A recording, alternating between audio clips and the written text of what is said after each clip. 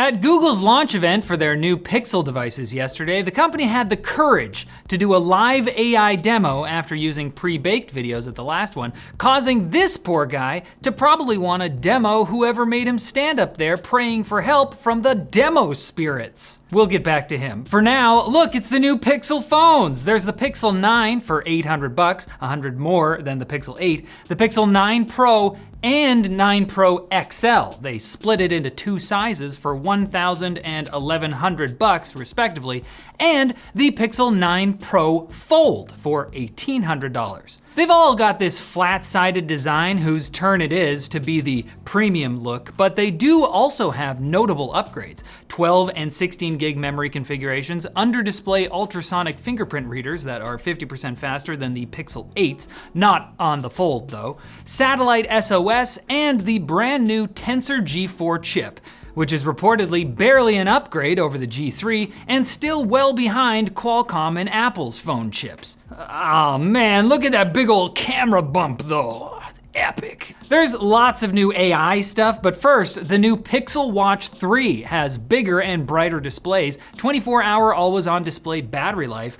and 36 hours on battery saver, and new pulse detection that calls emergency services when it can't find your pulse. So make sure it's got good contact with your wrist, or you'll constantly be swatting yourself. That's what they said to save people, right? I don't feel so good. Call the SWAT team. Then there's the Pixel Buds Pro 2, smaller, lighter, with better noise canceling thanks to a new Tensor A1 chip that runs 90 times faster than the speed of sound. That's Mach 90. Is it actually running like a man? Now, of course the phones have AI in them. Magic Editor lets you reimagine parts of the photo with text prompts, and the Add Me feature removes the need to ask a disgusting fleshy stranger to take a photo of you and your friends, in honestly one of the most useful phone features I've seen in a while. What else did they put AI into? The new Pixel Weather app. It can adapt to show you what you prefer to see when you first open your weather app, which probably the weather. Call Notes will transcribe and summarize a phone call if you tell it to. Pixel Studio is an AI image generator app, and Pixel Screenshots seemed at first to be just an app to look at only your screenshots, which is weird. But then I was like, oh, you choose to screenshot stuff you want to remember, and then the AI can help bring it up when you need it. It's like Windows Recall, except not stupid. Google's also upgrading Gemini, adding the ChatGPT voice mode-esque Gemini Live, and promising that it will actually be a useful assistant for real this time, working securely with your data across apps. Unfortunately, this is where they had that live demo goof. And gives me the information I'm looking for. Oh, looks like we had a little demo issue. Let me try one more time. But they eventually got it working, to the extreme joy of someone in the audience. There we go. All right. Thank you, demo spirits. Who are you cheering for? The demo spirits? Reviews of AMD's Ryzen 9000 flagship processors, the 9950X and 9900X, are live, and while the chips are indeed more powerful than the Ryzen 5 and 7 models launched last week, they haven't really done anything to wash a distinct taste of meh from PC enthusiasts' mouths. It's salty, but it's also bitter. Best of both worlds. While the chips are definitely better in professional apps that use AVX512 instructions, their comparative performance in other use cases like gaming is just okay. Thankfully, it looks like AMD's prepping a Ryzen 5 5500X 3D, spotted by Harukazi5719 on Twitter, which could be the most affordable chip yet equipped with 3D V-Cache, the essential mineral gamers crave. Another rumor claims that AMD will release BIOS updates that will increase the TDP of the 9600X and 9700X from 65 to 105 watts, which should also make gamers happy. That info comes from a saucy tweet from Chili Dog on Twitter. Look, we're not proud about relying on vague tweets for this, but when the new Ryzens are this disappointing, sometimes you gotta dig deeper down to find some sunshine. Riley, I feel like Earth scientists would disagree. Sometimes the sunshine is under the ground. That's where plants come from. Meta shut down a research tool called CrowdTangle today, despite strong opposition from government officials, researchers, and journalists. Most tech giants upset maybe one of those groups, but all three? That's talent. CrowdTangle allowed the study of how information spreads on Facebook and Instagram. That made it useful for identifying misinformation and security threats, notably during elections. News of the shutdown upset the European Commission and even inspired a bipartisan coalition of US senators and members of Congress to write a letter kindly asking Mark Zuckerberg to maybe not do this 3 months before a presidential election. Consider it. Executives at Meta have responded to the outcry by saying CrowdTangle wasn't meant for research. Yeah, when Facebook sent people to personally train academics like Alice Marwick on how to use CrowdTangle for research, that was just like, it's just like a bit, you know? It was just like we were joking. We're just having fun. You took it way too seriously.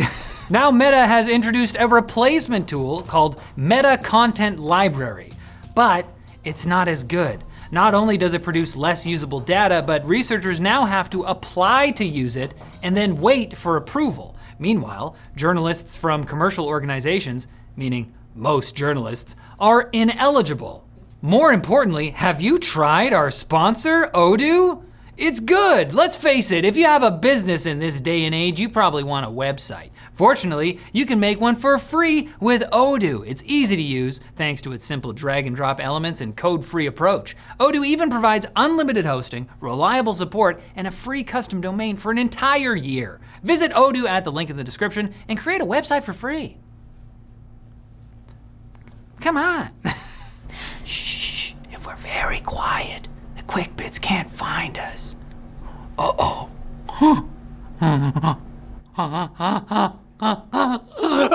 Elon Musk's other company named xAI, has released its upgraded Grok 2 language model in beta, complete with a new image generator that's willing to generate pretty much anything you want, which is, so far, leading to a good many edgy photos of Taylor Swift flying into the Twin Towers. But I'm also not complaining about finally getting to see Barack Obama. Been waiting years. Grok 2 is so edgy and cool that it doesn't hesitate to depict real people and copyrighted characters packing heat. Whoa, Pikachu? I didn't know you played like that. You can come around my crib anytime. Anyways, I'm sure this will bring all the advertisers back. Valve has confirmed that they are adding third-party device support to SteamOS, starting with the ROG Ally. Valve designer Lawrence Yang gave a statement to The Verge after support for extra ROG Ally keys was spotted in the patch notes of the Linux-based operating system, though he noted that third-party support isn't quite ready yet. The company is also still working on making it possible to dual boot Windows on your Steam Deck. Perhaps by the time Valve gets dual boot working, Microsoft will have done the same for Windows 11, which is what we actually want. ZLUDA, Ludacris's wacky cousin. Now, the open source AMD GPU implementation of NVIDIA's CUDA was taken down last week, but not by NVIDIA. It was actually AMD who funded the development of ZLUDA, who sent a takedown request to developer Andrei Yannick. While Yannick said AMD gave him permission to release the code in an email, apparently they changed their mind. The company's legal department now claims the email is not legally binding. Oh, what, you thought the words that someone wrote to you meant something? It was clearly just a bit. An open source project has gone viral for its ability to generate real-time deepfakes. Deep Live Cam apparently only needs a single image of a person's face to successfully make you look like that person in live webcam video. Tools like this have existed in the past, but they couldn't do it with a single image, so. The results aren't exact, but they do a pretty good job matching poses, expressions, and even the lighting captured by your webcam.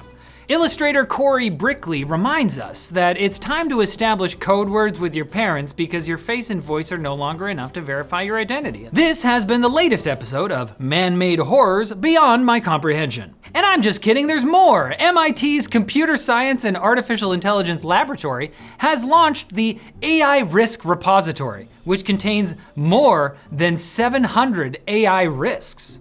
The project was prompted by concerns that AI implementation was outpacing the spread of the knowledge of the risks associated with said implementation. Risks like needing to establish code words with your loved ones, probably. That's number 568. Coincidentally, in their quest to spread information about the many threats of AI, the repository's creators found that one of the least addressed threats is misinformation. Sure, we may not understand AI, but thanks to AI, we don't understand anything. But if we did understand something, it would be that you should come back on Friday for more tech news. I mean, it's how the weekend is meant to be started. Did you guys hear about that tech news? Oh, cool, let's hang out. Laughs and existential dread.